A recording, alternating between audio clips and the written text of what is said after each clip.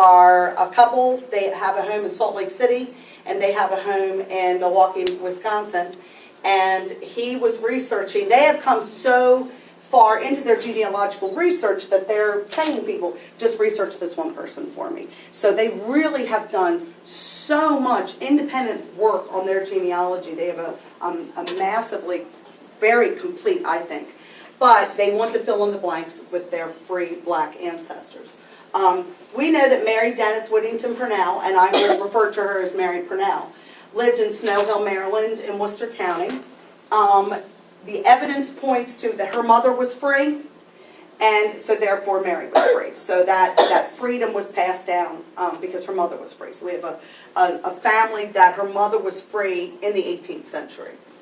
She was married to Joseph Whittington, a slave belonging to Matthew Purnell. Again, it was not unusual that Cassandra Kennard was a free woman, but her husband was a slave.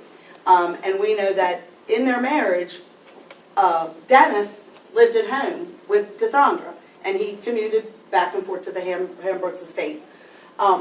We know that the Purnells had 5 children, and they lived in a house on land belonging to Matthew Purnell, who was Joseph's owner. Joseph was allowed, and this is really unusual, it's a neat story, he was allowed to take a leave of absence to become a minister in the Methodist Church in Wilmington, Delaware. He was not freed for that. So he's not earning an income that's being sent back to Matthew. He's answering a vocation, and his owner has allowed him to do this.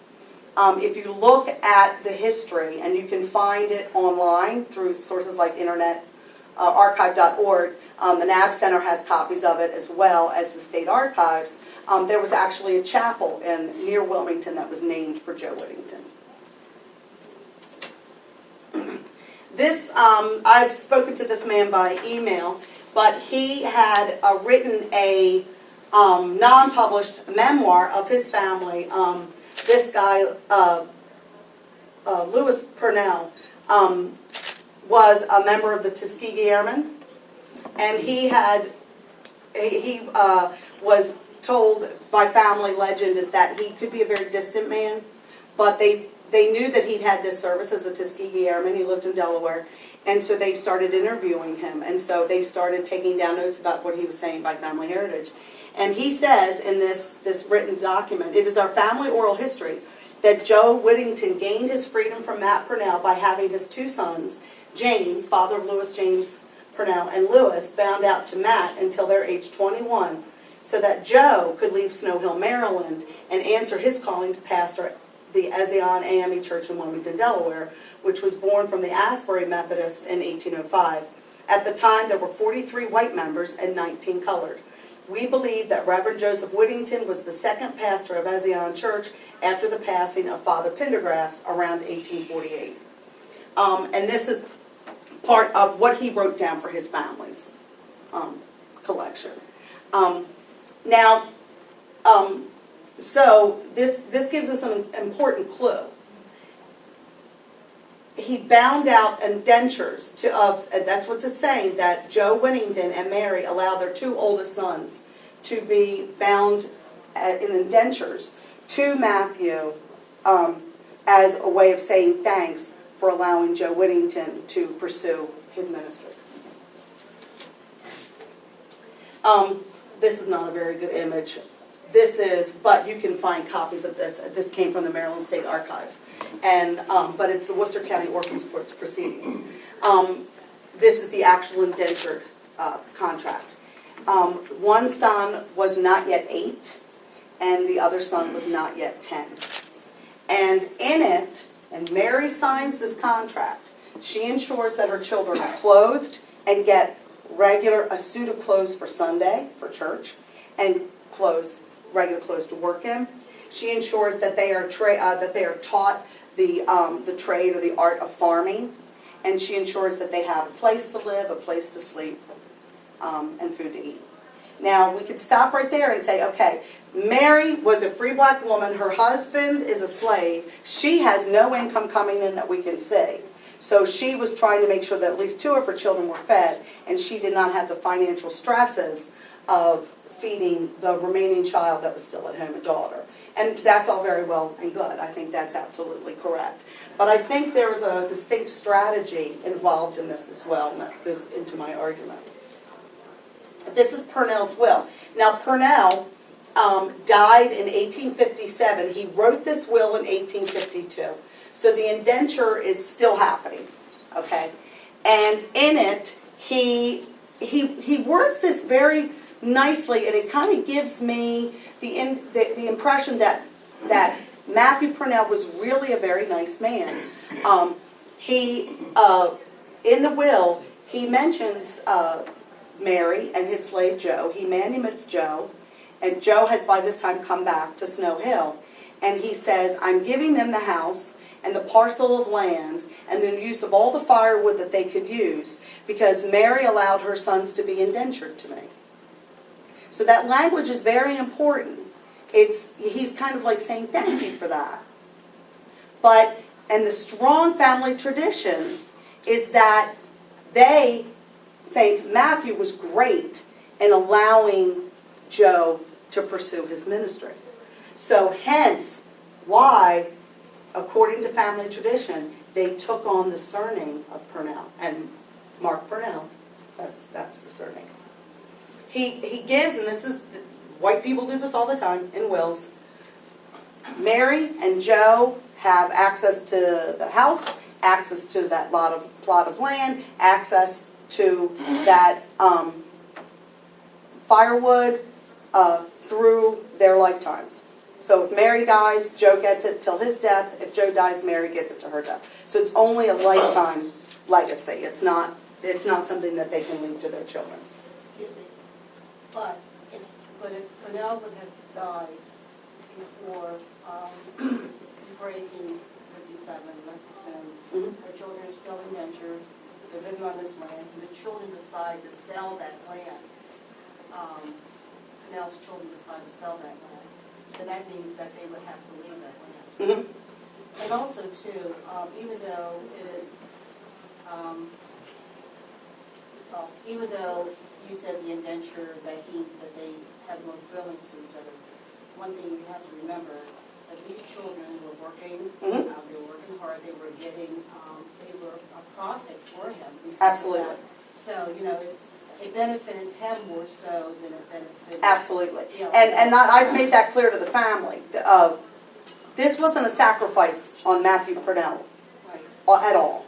It really wasn't. He was a significant landowner. He owned other slaves. This was not a sacrifice on his part. He did rely heavily on Joe.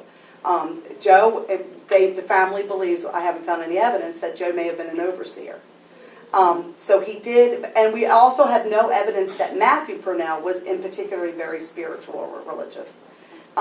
So no, and I've made that clear to the family. Don't worship the guy. Don't knock him down, but don't worship the guy either, because he was. And again, if he was that in love with them, he would have just flat out given them the land. Exactly. So, but it's going back to their heirs, and we have no evidence one way or the other after Mary and Joe's death that in fact happened, that they kept it, that they sold it. There's nothing in the land records of Worcester County that indicate what happened to that parcel after. And here's the interesting thing. Mary Purnell dies at age 108. So she died in the early 20th century. And so, those records are a little closer to us in time, so they should be a little easier to find, and we're not finding them. Somebody else had their hand up. Yeah. Have you pursued the Whittington line, or have you gone to the Wilmington Yes. area? I mean, this is... We spent 2 days in the Delaware State Archives, and what we were able to find was more about his association with the church, and that was it. So we don't even know when it was. The church records don't even give us an indication of when he left the Wilmington area to come back to Snow Hill. They don't even tell us that. Because you're thinking of something else, and I know you're going to tell me something else. No, I'm going to talk to you about another family member, not now. Good. Whose origins are here, but lives up. Yeah, there is a member of the Dorchester County Historical Society, apparently, that has done extensive research on the Whittingtons. because the Whittingtons were also very prevalent in Dorchester County as well. But I have yet to see his. I've requested if we could talk, but I haven't been able to meet with him yet. Well, So, you also, did I not also see a relationship with the Dennis family? mhm. Isn't it cool? See? And I know you're getting excited because Dennis's are all over the place. All over. Yeah. Yeah, Dr. Dennis delivered my first kid. Oh, And very he cool. is so much a part of the shore. Very cool. Very good. I love to see that excitement. Yes, ma'am. I'm wondering about these, the Purnell, Purnells. Mhm. I'm wondering how many sets it was, because what you're talking about, my great-grandfather came from Snow Hill. Mm-hmm. And it's a lot of Purnell, I live in Trapp, Mm-hmm. and it's a lot of Purnell down there in Trapp, but I don't know his mother's name, my grandfather's mother's name, but all I know, they came from Snow Hill and they're Purnells. That is awesome. Now Now, there's another, I'll ttell you, there is this branch of the Purnells. Mm-hmm. There is another black Purnell family. And we were not able, because Mark Purnell worked with me on this research. We were not able to find a connection between those two Purnells. Because Joe Purnell takes on that surname after the existence that this other black Purnell family's there. Do you see what I'm saying? So he's Whittington longer than he is Purnell. So the other Purnells are there. They're already there. They're free. They're laborers. One of them has a farm. But at that time, Joe Whittington is still Joe Whittington.